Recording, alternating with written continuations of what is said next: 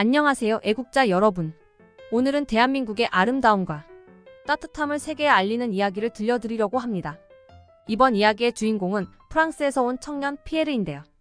피에르는 한국의 자연과 사람들에게 깊은 감동을 받으며 한국을 진정으로 사랑하게 된 한 외국인의 사연을 전해드립니다. 여러분도 이 이야기를 통해 한국의 아름다움을 다시 한번 느끼게 되실 겁니다.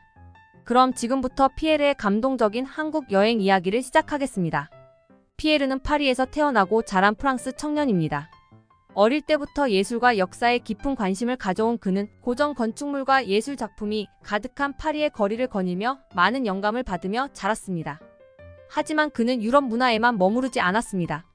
어느 날 대학에서 만난 한국인 친구를 통해 한국에 대해 알게 되었고, 그때부터 한국이라는 나라가 그의 마음을 사로잡기 시작했습니다. 피에르는 친구를 통해 한국의 독특한 전통과 현대 문화를 알게 되었고, 특히 한국의 대자연에 큰 관심을 갖게 되었습니다. 한국은 작은 나라지만 그 안에 거대한 자연의 힘이 숨어 있어. 라는 친구의 말이 피에르의 마음속에 깊이 남아 있었습니다. 그 말을 듣고 난 후 피에르는 한국의 산과 강, 바다를 직접 보고 경험해보고 싶다는 꿈을 꾸게 됩니다. 그래서 그는 대학 졸업 후 자신만의 배낭여행을 계획하며 한국으로 향하게 되었습니다. 한국에 도착한 피에르의 첫날은 모든 것이 낯설지만 흥미로웠습니다. 서울의 현대적인 스카이라인과 역사적인 궁궐들이 어우러진 모습에 그는 큰 감명을 받았습니다. 그는 이 도시에 서서 한국이 얼마나 빠르게 발전했는지, 동시에 그 속에서 전통을 잃지 않고 보존하고 있는지 깨달았습니다. 그러나 피에르가 진정으로 한국에서 기대했던 것은 그 자연이었습니다. 그는 인터넷과 친구들의 추천을 통해 설악산에 대한 정보를 미리 조사했었고, 그곳을 직접 가보고 싶다는 열망을 갖고 있었습니다. 설악산은 한국에서 가장 아름다운 산 중 하나로 손꼽히며 계절마다 다른 매력을 자랑하는 곳이었죠. 피에르는 한국의 사계절을 경험하고 싶었고, 특히 가을에 설악산을 보고 싶어 했습니다. 단풍으로 물든 설악산의 아름다움은 유럽에서는 쉽게 볼 수 없는 장관이었습니다. 피에르는 설악산으로 가기 위해 새벽 일찍 일어나 짐을 챙겼습니다. 그러나 문제는 그가 한국어에 아직 익숙하지 않다는 점이었습니다. 그는 대중교통을 이용해 산으로 가는 방법을 몰라 버스 정류장에서 한참을 헤매야 했습니다. 여행을 오기 전 나름대로 한국어를 공부했지만 실제로 현지에서 부딪히는 언어의 장벽은 생각보다 컸습니다. 결국 그는 힘겹게 버스를 타고 설악산 입구에 도착했지만 피곤한 상태로 등산을 시작하게 되었습니다. 설악산의 초입은 비교적 평탄하고 나무들이 어우러진 평온한 길이었습니다.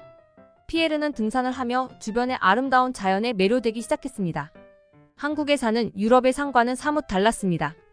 프랑스 알프스의 웅장함과는 다르게 한국의 산은 사람을 감싸 안는 듯한 따뜻함과 자연의 조화로움을 느끼게 했습니다. 피에르는 이러한 한국의 자연 속에서 자신을 더욱 깊이 있게 돌아볼 수 있었습니다. 하지만 시간이 지나면서 그는 점점 피로해졌습니다. 산을 오르는 길은 점점 가팔라졌고 그의 체력은 바닥을 향하고 있었습니다. 무엇보다 문제는 날씨였습니다. 피에르가 중턱에 도착했을 때 갑작스레 비가 내리기 시작했습니다. 얇은 옷차림으로 등산을 시작한 피에르는 비에 흠뻑 젖었고 안개가 짙게 끼면서 앞이 보이지 않기 시작했습니다. 그는 조금씩 불안해졌습니다. 산에서 길을 잃는 것은 누구에게나 두려운 일입니다. 그때 그가 들었던 것은 발자국 소리였습니다. 피에르는 자신이 혼자가 아니라는 생각에 안도하면서 뒤를 돌아보았고, 한 중년의 한국인 남성이 비를 맞으며 그에게 다가오고 있었습니다. 그 남성은 피에르의 곤란한 표정을 보고는 천천히 다가와 영어로 말을 걸었습니다. 괜찮으세요? 힘들어 보이시네요.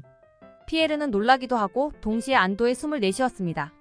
그는 비가 내리는 가운데 길을 잃은 줄 알았던 자신을 도와주는 사람이 나타났다는 사실에 감동했습니다.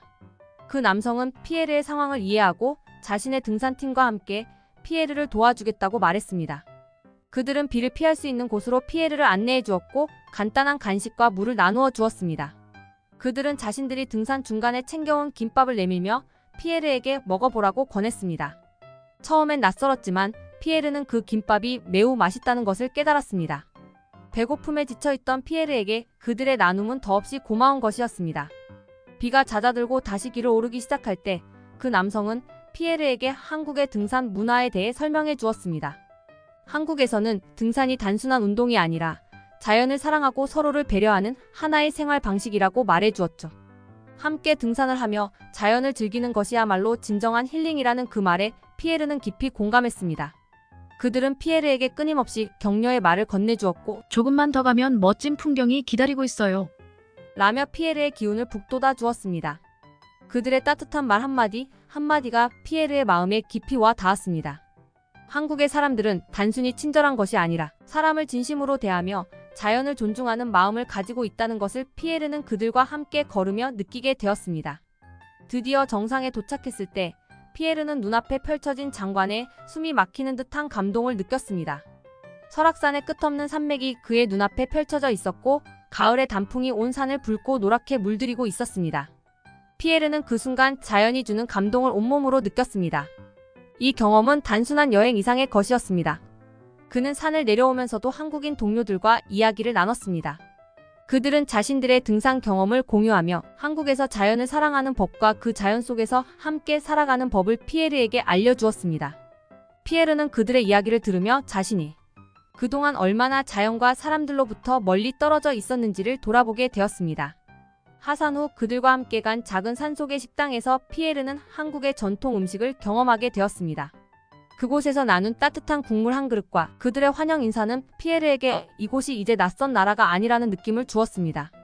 그는 한국이 단순히 방문하는 나라가 아닌 자신이 진정으로 사랑하게 된 나라라는 것을 깨닫게 되었습니다.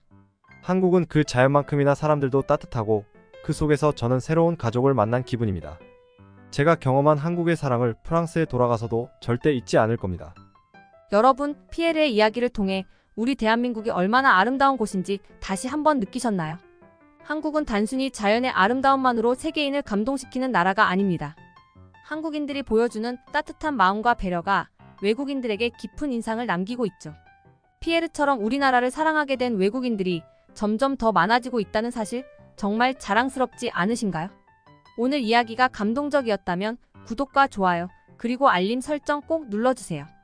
다음에도 더 많은 한국의 아름다운 이야기를 들고 찾아오겠습니다. 감사합니다.